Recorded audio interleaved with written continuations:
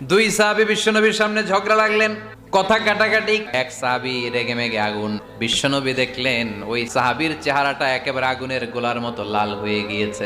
বিশ্বনবী বললেন, আমি এমন একটা বাক্য জানি, এই রাগান্বিত সাহাবী যদি এখন এই বাক্যটা পড়া শুরু করে দেয়, তার রাগটারে নিমিষেই ঠান্ডা বানায় দিবে কে?